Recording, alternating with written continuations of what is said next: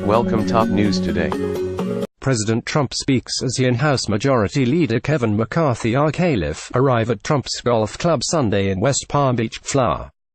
Kevin LamarqueReuters. President Trump and House Majority Leader Kevin McCarthy RCalif were alone in the presidential suite on Air Force One, flying east toward Washington in early October, when the president reached for a handful of Starbursts, the square-shaped candy fruit chews. But instead of unwrapping all the treats, the president was careful to pluck out and eat two flavors, cherry and strawberry, McCarthy noticed. "We're having a little dessert, and he offers me some," McCarthy recalled in an interview. "Just the red and the pink." A bit later, a couple of his aides saw me with those colors and told me, "Those are the president's favorites." Days later, the No. 2 Republican in the House, known for his relentless cultivation of political alliances, bought a plentiful supply of Starbursts and asked a staffer to sort through the pile, placing only those two flavors in a jar. McCarthy made sure his name was on the side of the gift, which was delivered to a grinning Trump, according to a White House official.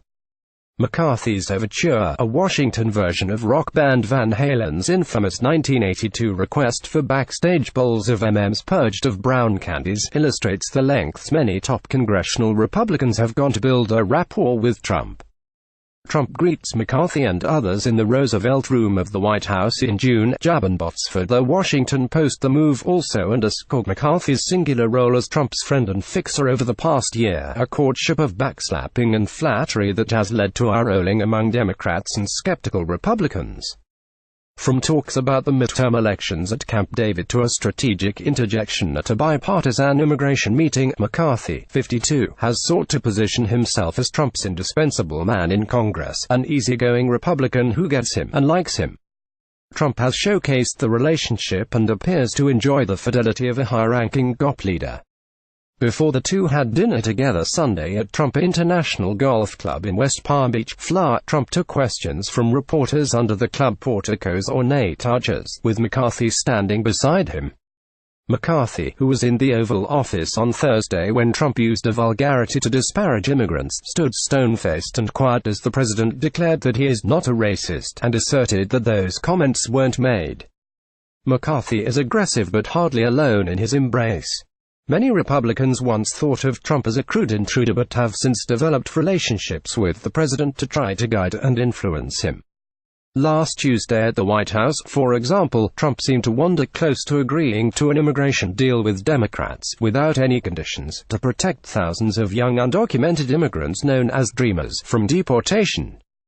McCarthy jumped in quickly to head things off. "Mr. President, you need to be clear, though. You have to have security," he said, prompting Trump to retreat. McCarthy's ability to leap in without provoking Trump's ire visibly relieved Republicans in the room. While at Camp David earlier this month, McCarthy took up the task of explaining the obstacles facing Republicans ahead of the midterm elections in November, walking through the financial hurdles and bleak prospects in various races. He urged the president to do everything he could to raise money for vulnerable Republicans. According to two people familiar with the presentation, Trump appreciated McCarthy's use of pictures and charts rather than a memo. It was a basic and foundational presentation that explained midterm politics to Trump, in the words of one senior White House official.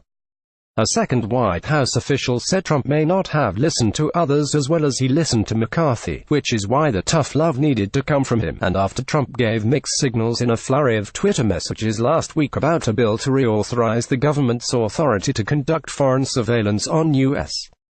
soil, McCarthy alerted the Republican conference about the president's eventual clarification, calming lawmakers' nerves. Sometimes, what McCarthy doesn't say also is helpful to the president. He has generally not criticized Trump, not just in Florida on Sunday night but ever since Trump referred to shithole countries in the Oval Office meeting Thursday. While Trump has frustrated many Republicans who dislike his erratic tweets and rapid policy shifts, McCarthy has told colleagues that the president is not going to change and that it's best to accept him for who he is. "It hasn't always been easy for everyone," Rep. Steve King Iowa said of other congressional leaders, such as House Speaker Paul D. Ryan RWIs, who has criticized Trump in the past but has since worked with the president on the GOP's sweeping tax bill, which was signed into law last month. Ryan is the policy wonk, and the president isn't, King said. The president picks up on Kevin being a different kind of guy, someone who speaks in analogies and uses empathy, who doesn't really ever get emotional but doesn't get too in the weeds, either. Critics of McCarthy grouse that he is an operator who is most concerned with improving his standing in the House by aligning himself with the Republican base's standard-bearer. There are worries, too, that McCarthy's ingratiation could enable Trump rather than contain him. I don't think being a Trump sycophant is going to do much in the long run for the party holding the majority, said Republican consultant Mike Murphy. It doesn't change Trump's behavior, which is imperiling the party, and we're getting to a place where challenging him is an imperative. Associates of both men explain the pair's bond is an outgrowth of late-night phone calls they had near the end of the 2016 presidential campaign.